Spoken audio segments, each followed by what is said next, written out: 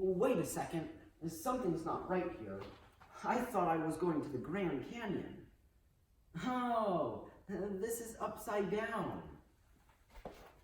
Anderson, South Carolina? That's nowhere near the Grand Canyon. I think I need better map reading skills. Unfortunately, map reading skills are not highly valued today, as many depend on smartphones and navigation devices to provide them with directions. I say unfortunately because the ability to read a map and mark out a path is a small part of a much bigger and valuable ability called spatial intelligence. Spatial intelligence impacts many areas of our lives, such as packing a box, loading groceries in a car, building a bridge, furnishing a room, and even practicing medicine. Spatial intelligence, however, doesn't get as much attention as do other abilities that can be tested with standardized tests, such as reading, writing, and arithmetic. Psychology and education professor Jonathan Y. laments, for students who are not talented with words and numbers, but who are talented with mentally rotating figures and shapes in their minds, there is often very little offered to recognize and challenge them in the regular school system. We apparently tend to value kids who can read, write, do math, and talk. But if a student can't do these so well, we don't recognize how brilliant some of them actually are. Ever since I have heard of the concept of spatial intelligence, I have been intrigued to learn all that I can about it. The more I have learned, the more I have come to agree with Dr. Y on how valuable and important spatial intelligence is. God made us with spatial intelligence.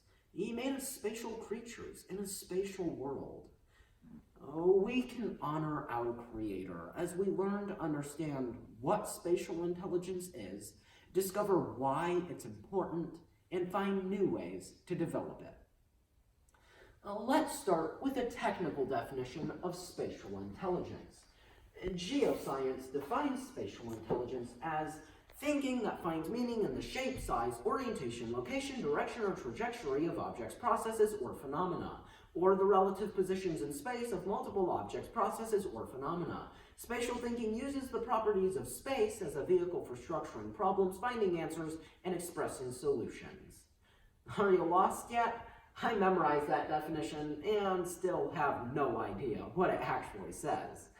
I've found that it's much easier to understand what spatial intelligence is through practical examples like these.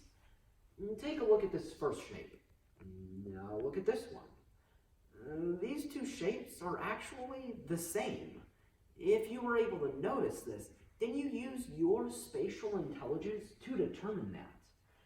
Here we have the two-dimensional pictures in real life. When looking at it like this, it looks like the first image. But then when I rotate it, it looks like the one from the second. Spatial intelligence allows us to do this in our minds without the physical object. For a more complicated example of spatial intelligence, let's look at Nikola Tesla, the famous inventor and engineer who helped design the modern alternating current electricity supply system, commonly known as AC. Dr. Y tells us that Tesla is said, or fabled, to have been able to visualize an entire working engine in his mind and be able to test each part to see which would break first. Imagine being able to do all of that up here. Tesla was obviously extremely gifted with spatial intelligence. The ability to visualize what he was going to create, test and revise it, all before actually making it, defines spatial intelligence. Now, spatial intelligence isn't just about creating, it's about living in this created world. I've already mentioned map reading, but we use spatial intelligence in many everyday activities, such as packing a suitcase, navigating our rooms in the dark, changing lanes while driving on a highway, and positioning ourselves to catch a ball while playing sports. Safe driving and bruise-free toes might be some of our highest priorities. But psychologists and educators from Vanderbilt University believe that spatial intelligence is essential in many careers. They have been conducting a study for over 50 years tracking the talent of gifted children. These researchers found that spatial intelligence is a predictor of the development of new knowledge, especially in science, technology, engineering, and mathematics areas, well beyond traditional measures of mathematical and verbal ability.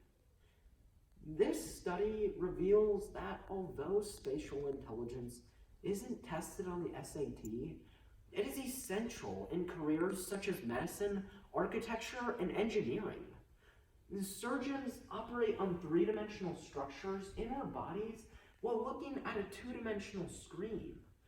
Architects draw two-dimensional pictures of three-dimensional buildings and bridges. Engineers work in many different fields, designing and testing chemicals, machines, and tools. This is exactly the reason that Dr. Y says that it's a problem that spatial intelligence is ignored in our school systems. Oh, we need to learn to value spatial intelligence because if we don't, we risk losing some of our most creative people and greatest problem solvers. But even if you aren't a doctor, an architect, an artist, or an engineer, I want to challenge you to further develop your spatial intelligence, because we have been made in the image of God. And part of being made in His image means that we have the ability to be creative and innovative. Your spatial intelligence is a reflection of God's creative ability. Now, I hope you're going to ask me how to improve your spatial intelligence. If not, I plan to tell you anyway. The first way is to play.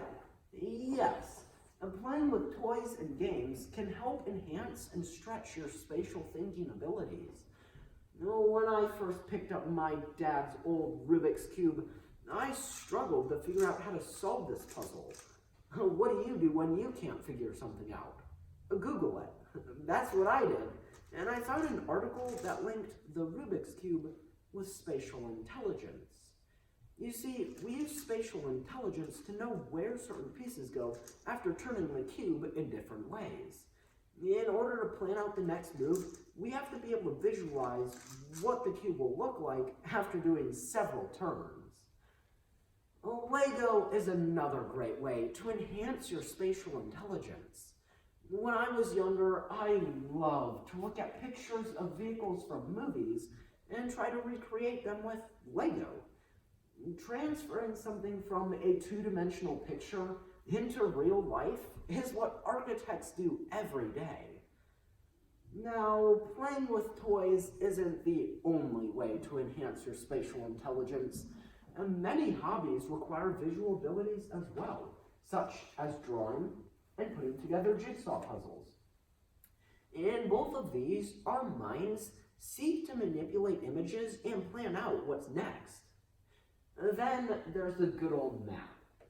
Several times a year, my family travels to downtown Kansas City to attend a concert or visit an art museum. You would think that after 7 years of making this trip, my mom would be able to get us there. But she still needs Siri to give her directions. Why? She lets Siri do the spatial thinking for her.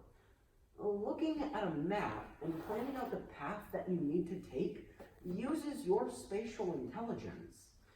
Not only will this help when Siri is unavailable, but it will also help develop your spatial intelligence.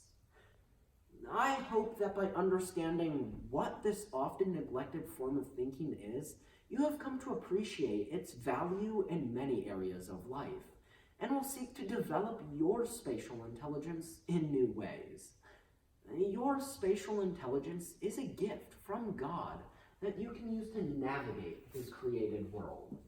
Now, if you excuse me, I need to get back to this map and find my way to somewhere just a bit closer to the Grand Canyon.